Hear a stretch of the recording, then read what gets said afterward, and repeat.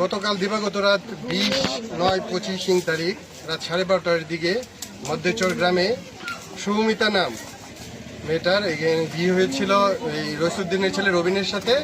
বিয়ের পরে তারা পারিবারিক দ্বন্দ্ব কলহ প্রায় সময় লেগে থাকতো। এখন এই প্রেক্ষিতে মেয়েটাকে আমরা যখন ডেড বডিটা সকালবেলা পাই, আমরা সংবাদ পাই, তখন শোনা গেছে যে ফাঁসি নিয়ে মারা গেছে। আসলে আদৌ কোনো ফাঁসি নিয়ে মারা গেছে কিনা আমরা বিষয়টা তদন্ত করে দেখতেছি। আমরা পোস্টমর্টমের জন্য লাশ পাঠিয়ে দিচ্ছি। এখন পরিবারের পক্ষ থেকে মামলা মোকদ্দমা হলে আমরা সেই অনুযায়ী আইনগত ব্যবস্থা গ্রহণ করি।